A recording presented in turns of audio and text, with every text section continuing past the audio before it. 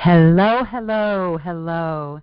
This is Dr. Jane Galloway, and it's my great pleasure to welcome you again to the Gateways, the Wisdom of 12-Step Spirituality, dynamic practices that work. We are going through the gateways on this podcast, and last week we dealt with Step 6, Gateway 6, which was all about readiness. So stay tuned. We're going to get into then doing the second half of that process.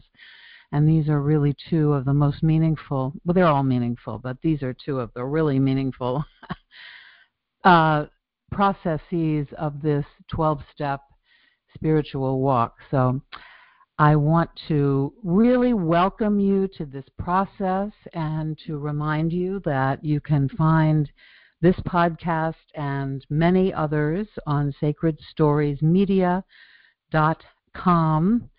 You can find that on iTunes as well.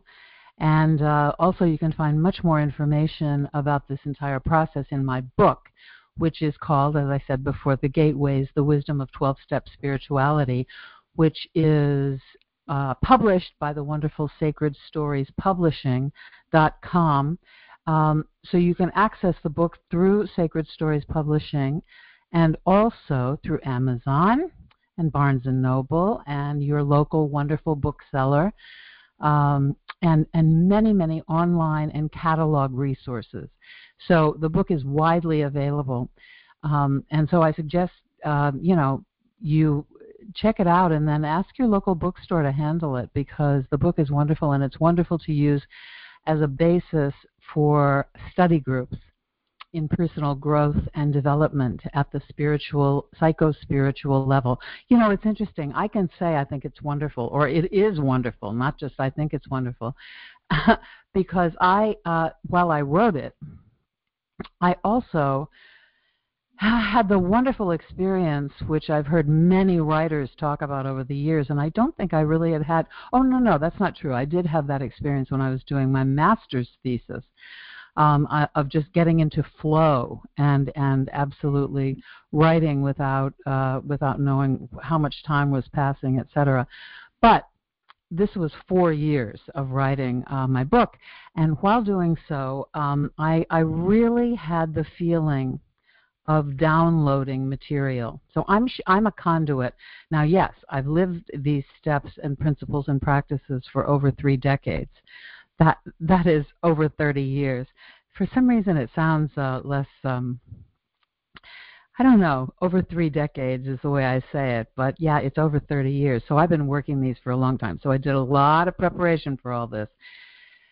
Then I really engaged in formal study on many of the ideas I go into in the book, to go to a deeper level with the work. So I really worked on seeing this as, a 21st, 20th century pragmatic religious movement, and I did some scholarly work on that in graduate school.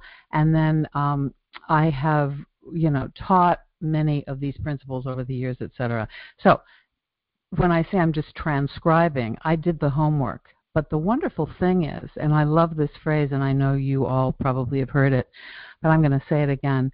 They say luck is when preparation meets opportunity. And so I very much have felt that with this book. I was ready, it was ready to be written, and I was willing to be the conduit. So anyway, it is good, and it's a wonderful resource for deeper psycho-spiritual work. I recommend it strongly. Last week we talked about Step 6, becoming entirely ready to have these defects of character removed, the things that we've looked at as we've surrendered to the process of recognizing that we're powerless. We're powerless over our feelings, over our families, over alcoholism in many forms, over addiction in many forms, whether we're the active addict or user or a family member. We have gone through the process of coming to believe that there might be some power greater than ourselves and making a decision to turn our will and our lives over to the care of that higher power. Then in steps 4 and 5, we really went deep into looking at our resentments. I think I shared this. I'll share it again. When I first began doing a 4th step, I was told by a very wise friend that he recommended that I aim at having about 200 names on that list. 200 names. I couldn't believe it. It seemed really like a lot of names. But you know what? I aimed at it, and I had a couple more than 200. And the wonderful thing was that I didn't even know some of these some of these really deep-seated resentments were in there until I began to go through the more obvious ones and work through those and see the patterns, etc. And then some very touching things came up, which really showed me a lot about who I am as I continued working that 4th step, looking at the resentments. And then the 5th step, of course, was to share that with God, myself, and another human being. So then 6 is this resting. It's a resting beat, but a very active resting beat. It's not something that is, la-di-da. It's really, okay, become entirely ready to have these things removed. We've carried these things with us for many years, and so, even though we think, I just want to get rid of this, I want to be not burdened by this, when we're actually facing, moving on, moving forward, and letting go of some of the character traits we've held on to for our whole lives, it's interesting to realize that we're not as willing sometimes as we thought we were to let go of them, because we feel like, what's going to be there? And we used last week the wonderful story of the Bethesda fountain and the gentleman at the Bethesda fountain, and Jesus saying to him, do you want to be made whole? So now we're up to Gateway Essence 7, and the way the step is written is, humbly ask God to remove these defects of character. I'm going to read from this chapter for this week's podcast because I really get into some of the language concerns I have here, and I think the way I've written it is really the way I'd like to convey it to all of you. So, but this is 6 and 7 go together. These two steps. The chakra that this is connected to is Ajna, and it is located at the 3rd eye, the forehead. So isn't this interesting that as we are getting ready to really release all that isn't who we really are in our deepest, most authentic selves, we are located right there at the pineal gland at the 3rd eye, or the forehead, right between the eyes, if you're not familiar with the 3rd eye concept. Although I think anyone listening to these podcasts is pretty tuned into that. The functions that go along with this process of Gateway Essence 7 or Step 7 are wisdom, transcendence, and universality. The sacred geometric shape is a circle, and the circle is such a powerful geometric shape, and it goes back to ancient indigenous teachings. The circle is a very, very powerful symbol. The colors indigo, the musical notes are A and B flat, and the stones are lapis lazuli, moonstone, and silver. The meridian is triple warmer. The gland is the pituitary, and the ritual, I may just save till later. Oh, I'll tell you. We're going to get to it, though, later. The ritual is Dia de los Muertos, the wonderful celebration of both sides of the veil. So the two essences of readiness and releasing build upon one another. This is one of the places in the language of the original 12-step materials where the fundamentalism of Dr. Bob crept in. Fundamentalist religions of many cultures have drawn a sharp dividing line between good and evil and have branded anyone who is perceived to be coloring outside the lines as defective rather than creative. In the original version of the step, it says, we humbly asked him to remove all these defects of character. This is a problem. This language is a problem. It suggests that God is a man, first of all, and that something is inherently wrong with the person rather than something about their behavior being counterproductive or missing the mark. See, and I think it's important for us to really check that out, because we are not defective people. We have had behaviors which have been compensatory, and we want to let go of those. Actually, this attitude of defectiveness is one of the things that can drive people away from recovery.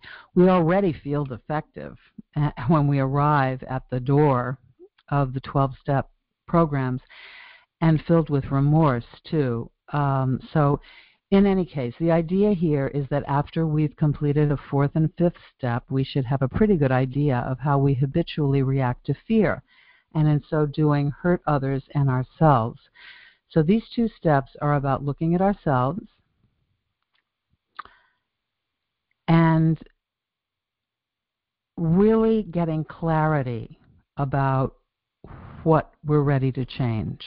Okay, we're really ready to face that. A lot of us have split off parts of our personalities. We've called one part good and tried to hide the bad, even from ourselves. This is a confusing way to live and doesn't work very well without some addictive fuel. Integrative healing means just that. We integrate the parts of ourselves into a whole. The shadow self is one way psychologists, especially Carl Jung, who developed it, have described the aspects of our personalities that exist under the level of consciousness. And the shadow carries what our conscious mind may perceive as unacceptable traits.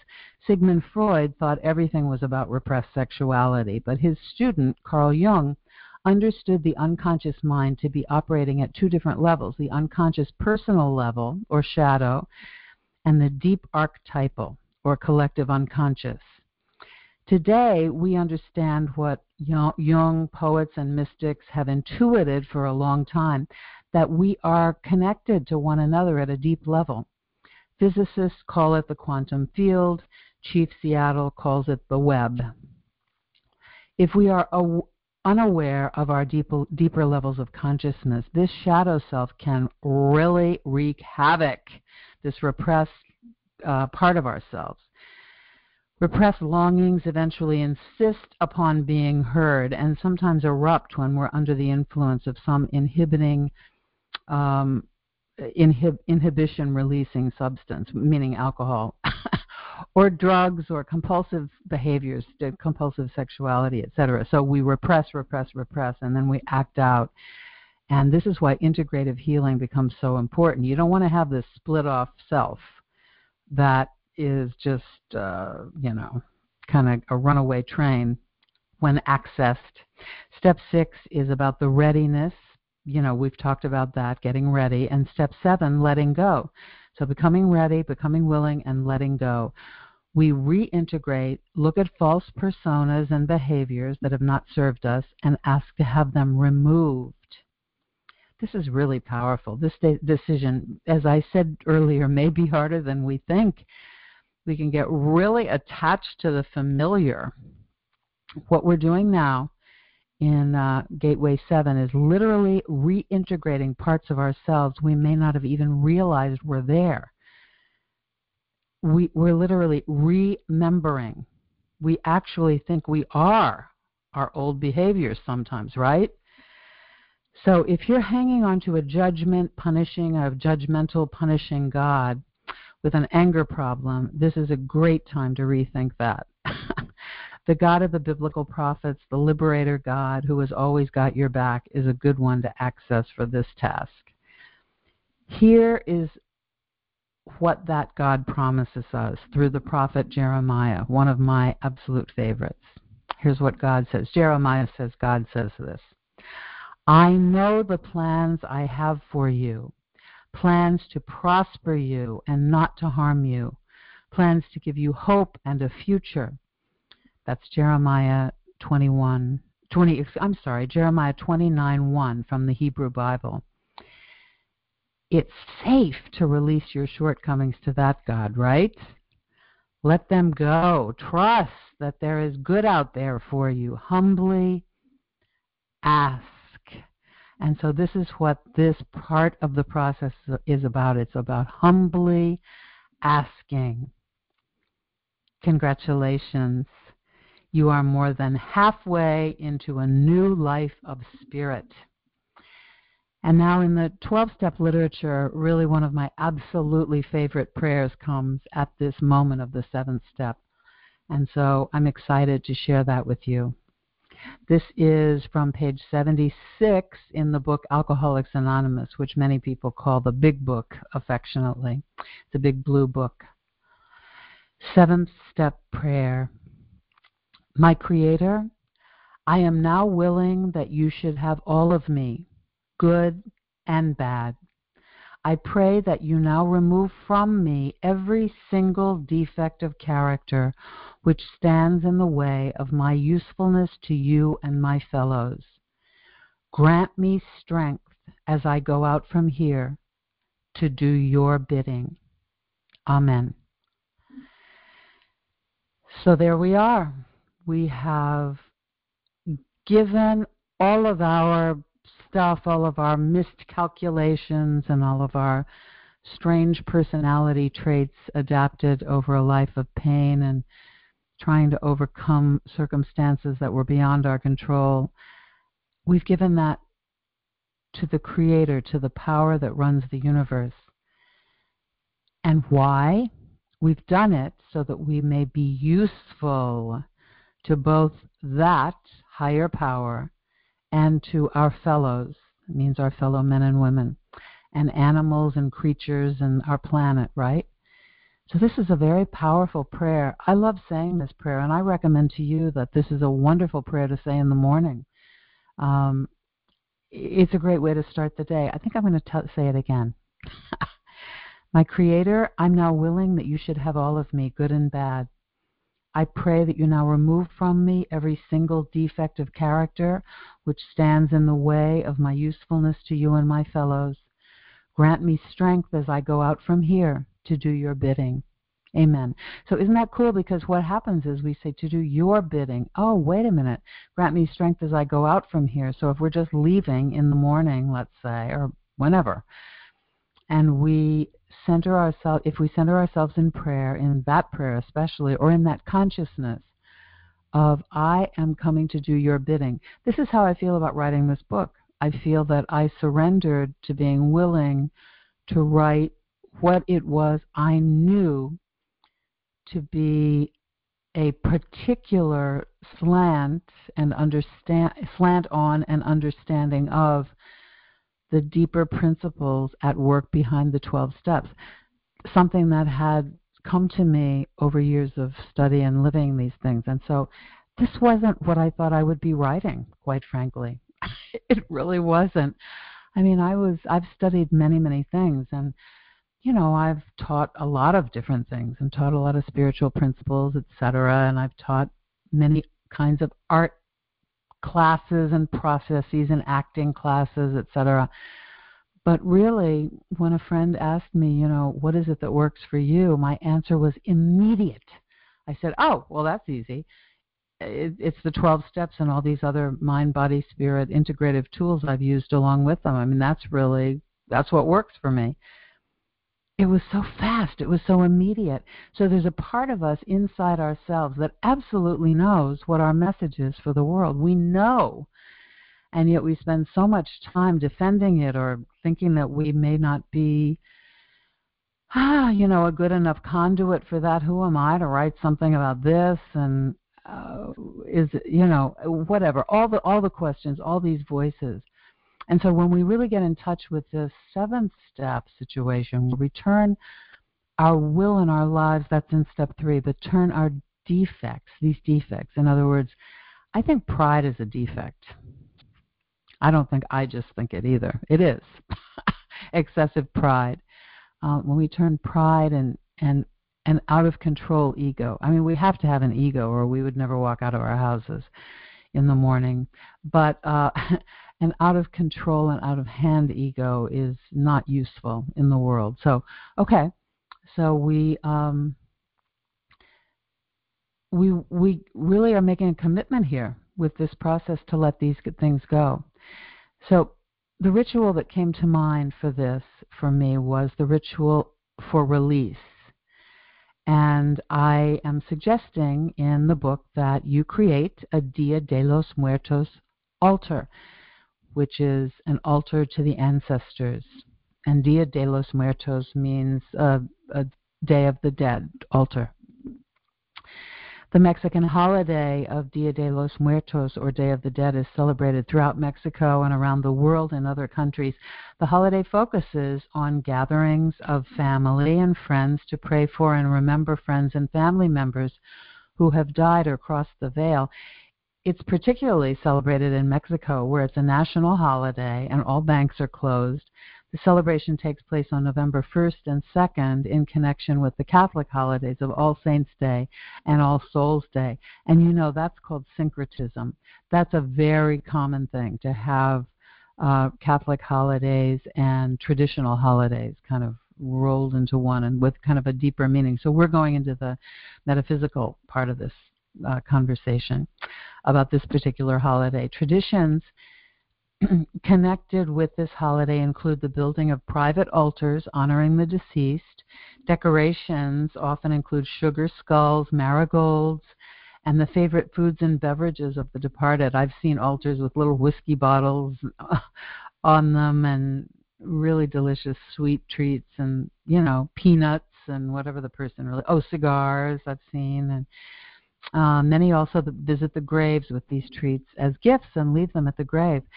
Scholars trace the origin of the modern Mexican holiday to indigenous observances dating back hundreds and hundreds of years to an Aztec festival dedicated to the goddess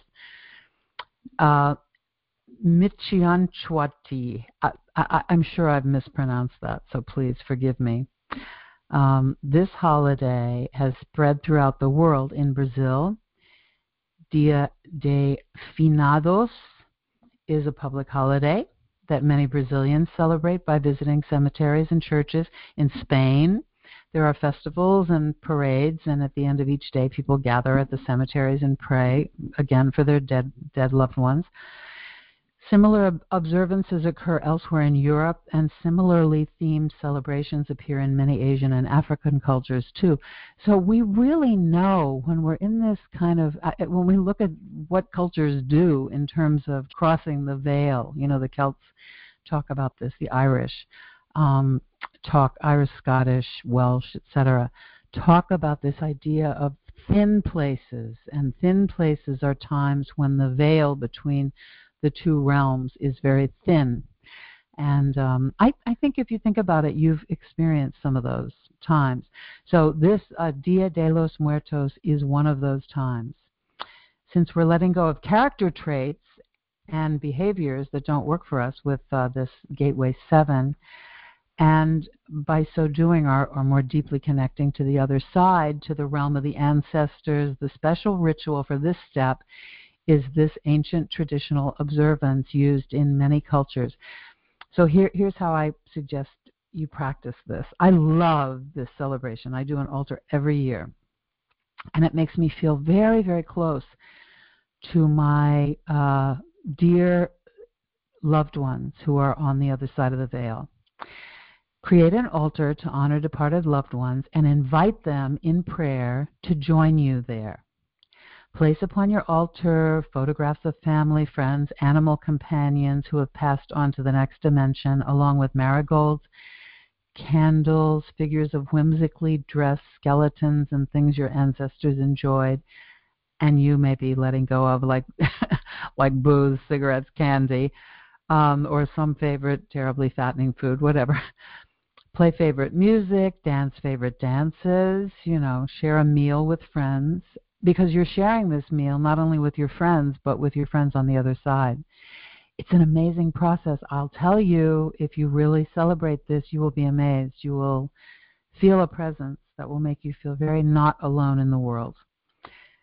So we're letting go of shortcomings that have held us in bondage, but since they don't belong to your true self, there's also so much freedom as a result of this process. Enjoy constructing your altar and communing with the ancestors and sharing all that stuff, talk to them, tell them, I'm letting go of this, I'm letting go of that, and I'm celebrating you and our connection. And there's humor and aesthetic pleasure in this ritual, as well as deep power and symbolism.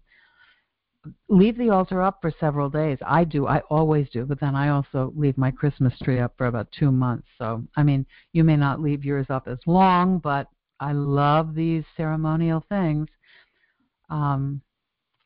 And the feeling at this altar is absolutely wonderful. It's wonderful living with the energies of past, present, and future in this intermediate realm. And that's what this practice really creates. It creates an intermediate realm. You are a composite of all who have come before you, all you have been, and now you are opening into renewed life. So this is really it's a wonderful, whimsical, fun, and meaningful ritual to do along with steps 6 and 7. Take time to rest and rejoice as you share a mini vacation with your ancestors. It's amazing. I've talked to my dad, I've talked to my grandmother at these occasions, had their pictures there, and sometimes at other times, thinking about them or their transitions has made me sad, and I don't feel that at all at the Dia de los Muertos. I feel like they're right there with us. So it's very cool. And it's interesting because my mother crossed over about 4 years ago, and I have never felt a terrible, terrible feeling of sadness about her going. I miss her. I talk to her, at least once a week, and I would always talk to her at a certain time of day, which wasn't the greatest time for her because, she had kind of more energy in the morning, but that wasn't my time. I was working in the morning and stuff. So around 5 p.m. my time, I always ended up calling her, and it turned out she was getting ready for dinner or something. I don't know what.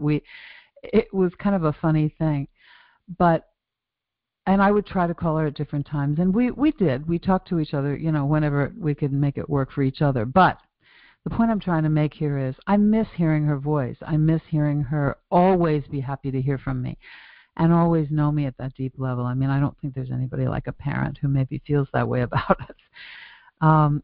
But I have felt her so actively present in her next life, and also she's communicated with me since she crossed over. So I feel very at peace about where she is, how she is. I don't know exactly where she is, and I don't exactly know what she's up to. But I do know that she began the journey in a very adventurous frame of mind. This much I know, because she came to me in a waking dream, and I totally got what she was up to. So these liminal states of the in-between realm are what you can experience with this Dia de los Muertos. I'm having trouble saying this. Dia de los Muertos ritual. So by creating an altar to your ancestors and maybe even to your former character traits, how would that be? 2 things are accomplished. First of all, you honor the place of each of these moments and relationships in the becoming of who you are today.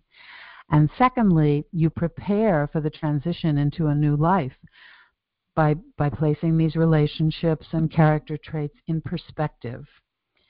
It's even possible to heal relatives and relationships with really, this is so true, with family members on the other side, for both you and for them through this ritual and during this process.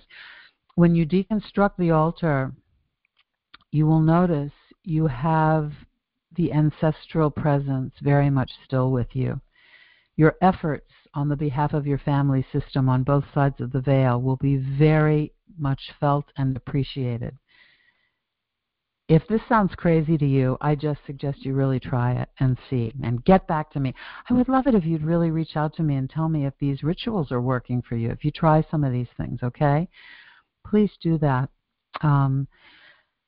on my website at janegalloway.com. That's a good place to check out what I'm up to. And, or at zjaneg@gmail.com, zjaneg@gmail.com. I would love to hear from you and hear. I'm on Facebook too, of course, and Twitter, and now I finally figured out Instagram, so send me a picture of your altar. That would be so great. Send me a picture of your altar. As with all of our rituals and all of our processes, as the culmination moment comes, give thanks for your courage and willingness to undergo the inner work. Give thanks for God's breath breathing you. Give thanks for your beautiful ancestors, even if they were not beautiful in many ways, even if you had issues with them. Give thanks for them being your progenitor and for them creating an open passage for you to arrive in this amazing journey of life. And then clear your altar and safely store the photos and objects that belong to your ancestors for future years. Humbly ask God to remove all shortcomings and know that through this action, your prayer has been heard. So, I'm finding myself having a big, relieved, sigh of contentment and gratitude for having become entirely ready to let go of some of these things. You know, what another defect is fear, excessive fear.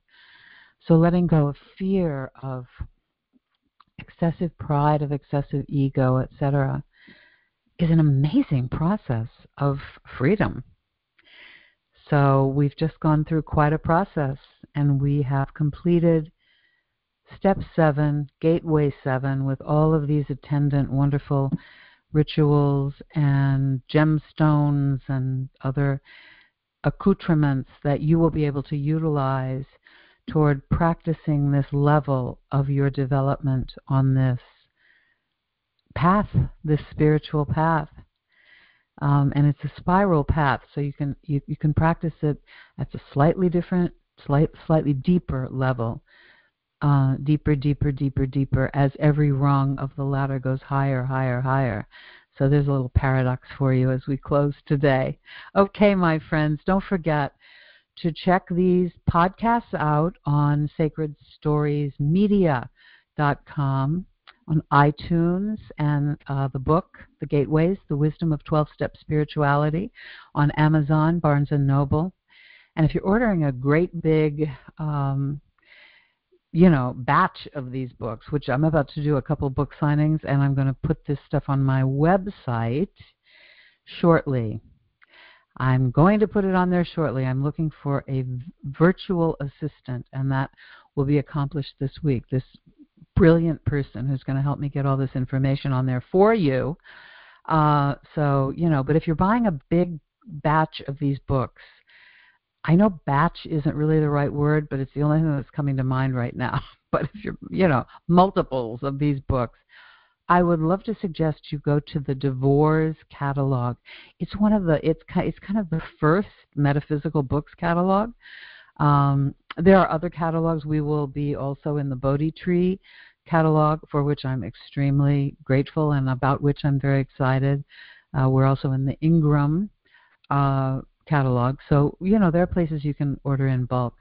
I just think it'd be a good idea to go to DeVores for some reason. I love being in there. I love being in all of them. Okay, my friends, have a wonderful week. Remember, we've gone through quite a process here of letting go.